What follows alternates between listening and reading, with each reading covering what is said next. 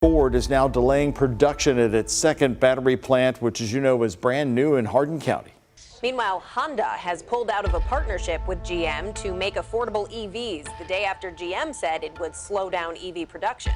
According to Electric, Tesla is delaying the start of construction for Gigafactory Mexico, despite having all necessary permits and incentives, including roughly $135 million worth of incentives.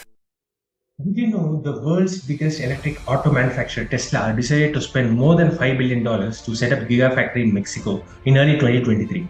Also, GM and Honda planned on a $5 billion agreement to build millions of electric vehicles in 2022.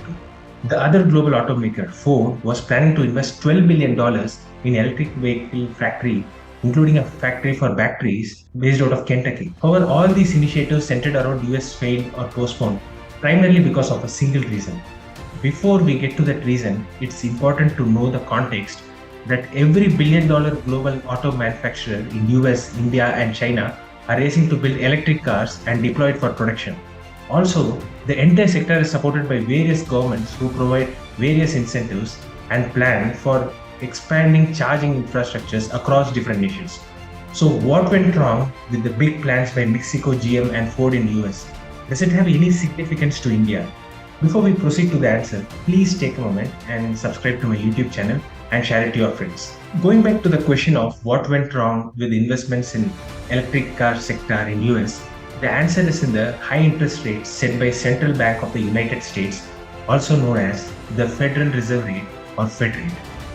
Let's look at the concept of the Fed rate before going into the details. Federal Reserve interest rate is the interest rate at which banks and credit unions in US borrow from each other or lend to each other. This is very important tool used by a central bank to control inflation of the economy.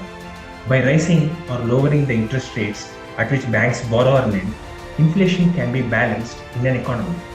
For starters, inflation refers to increase in prices of goods and services in the market or increase in cost of living.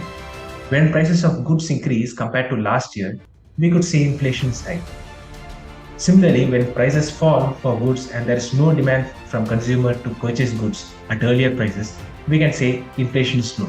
This is only a simple example because I didn't want to increase the complexity of understanding inflation in broader terms. Now, let's understand how the change in interest rates can help in increasing or lowering the inflation. When Federal Bank increases the interest rate, it means the cost of borrowing money becomes expensive than it used to be earlier. So if a company is trying to borrow money for investments like setting up a factory or buying new machines, they will postpone borrowing because the interest rate to pay back now is way higher than it was before the interest rate was increased.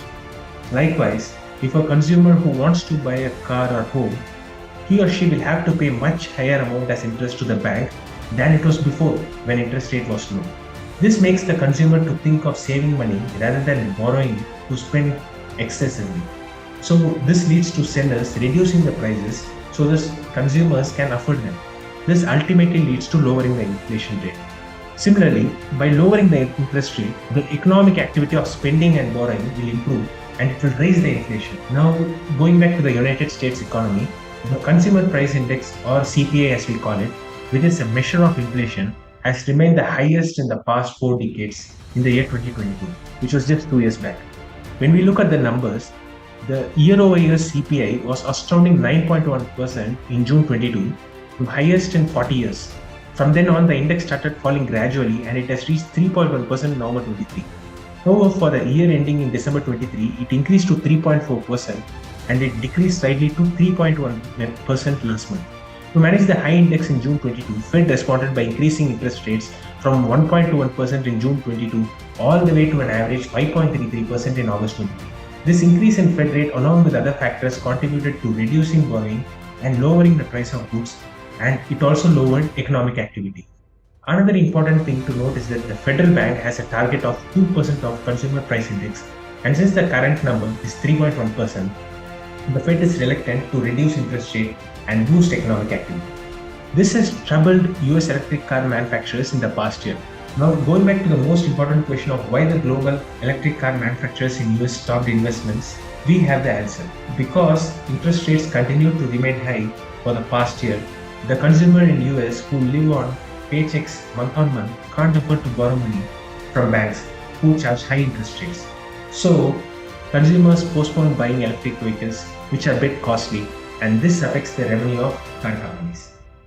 Firstly, this affects the profit margin of the companies, and secondly, this makes the shareholders and the company leaders to postpone investments in order to save costs and protect margins. Now friends, we have looked at the impact the interest rates have in the United States. Let's now dive into the situation in India and its effect on EV manufacturers. In India, we have repo rate which is similar to Federal Reserve interest rate of United States. The repo rate has remained fairly stable, unlike the rising rates in United States. In India, the repo rate has maintained the range of 6.25 to 6.5% over the last year. Also, the last rate increase happened in February 23, which is nearly a year back. In recent meeting, RBI Governor at Davos has mentioned that the rate cuts are unlikely and will not be discussed until inflation stabilizes in the target of 4%.